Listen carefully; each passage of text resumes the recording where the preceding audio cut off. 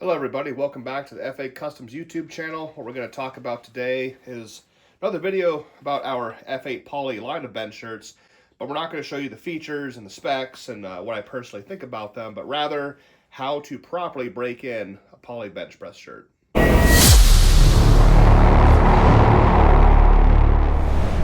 So what we have right here is one of my personal shirts. I just got done using it yesterday, which is why it's nice and chalky. It's definitely broken in now. I've got some thread sticking out everywhere. This is a 2-ply Ace of Spades. It's one of my favorite shirts I've ever used in the poly world anyway. Open back, has one Velcro closure.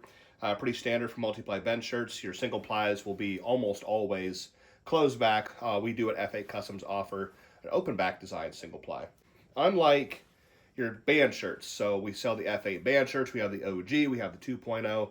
You can take a brand new band shirt out of the box, first workout, no break-in process really. I mean, everything kind of breaks in over time, but honestly, you can take a brand new 1, 2, 3, 4-ply band shirt in the first workout and potentially even touch full range, and there's no problem. They don't blow out, there's no issues. Now, we're going to talk about what we have to do with poly. This is very, very different to band shirts, hence why we have the different division, which is unlimited for band shirts. What we have with a brand new poly shirt, we have a very, very high dense material with brand new fibers. Okay, so what we have to try to do is get these fibers to start moving. And how do we do that? We do that through a lot of sets and reps with minimal manageable weight. If you took a brand new poly out of the box and you put it on, especially if it was really tight fitting, like a custom one or a downsized shirt, and started to bench with it and try to go for a low board, like a 1 or a half, or even try to touch the first workout, you risk blowing out the material. So again, like I mentioned before, we have to take these brand new tightly woven fibers, this brand new high dense material, and start forcing it to move over and over and over to where eventually these fibers will start to actually move a greater distance, and then the shirt will actually indeed start to stretch under high compression and give you the return you're looking for. I have a lot of experience in poly shirts, all different types, all different kinds, all different plies. The best way I have found to break in a brand new poly bench shirt is to start very, very light. So first workout, I'm going to take the shirt out, get it on. Sometimes that part sucks. They tend to be very, very tight and form-fitting. And what you're going to do is take out weight, probably in the 50% range of your 1 rep max. And I'm going to take the weight out at full grip if I can.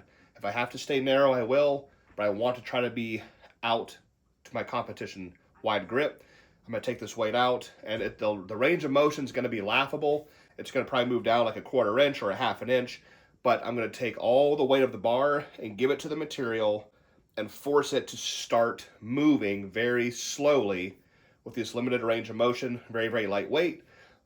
First workout, I'd probably complete anywhere between 4 or 5 sets, 8, 10, 12 reps, which is going to be very easy. It's lightweight, right? 50% of your max. That's the first step. I will repeat this process over and over and over again, slowly ticking up the weight. I've got 50%, 55, 60, 65. I'm not really a percentage guy, but for simplicity purposes, I'm talking percentages. And I will continue to, again, no boards, taking the weight out, full grip, and just bring the weight down, let it sit on the material, extend, sit on the material, and extend. And every set and every rep that I do is forcing this material to start to move, the fibers start to open, to where eventually the end goal is a full touch. We also want to wear the shirt in its most basic format. Especially on these Ace of Spades, you can see how aggressive and thick and wide the collar is on this shirt. I look at the collar more as a backup, right? When you're going for a big weight in the future, whether it be in a competition or in the gym, you want this as your backup. So what I would suggest is to keep the collar as high up towards the neck as possible. Therefore, I am breaking in the fabric and the material of the actual chest plate while keeping the collar relatively fresh and untouched. One trick I've used for almost all my poly shirts, including these Ace of Spades, again, keeping the collar nice and high. During the break-in process for the first maybe 3 or 4 workouts, I'll take a spray bottle with warm water, not cold because that sucks, and I will actually have somebody wet the chest plate down the chest seams here where the arms are connected to the shirt, right? Not the collar, leave the collar alone. Wet the chest plate down, and this is 2 ply, so you have to wet it to where it's all the way through both layers. That's why I want to use warm water, not cold. And wetting the material, getting the fabric nice and soaked, will aid in this break-in process. Do lots and lots of sets, high reps, and then work my way down the boards as the weeks pass, and then go for that full touch. So that is the basics on how to properly break in your poly bench press shirt from F8 Customs. If you have any more questions for me, or if you found the video helpful or useful, drop them down in the comments below. Really appreciate that. And we will see you in the next video.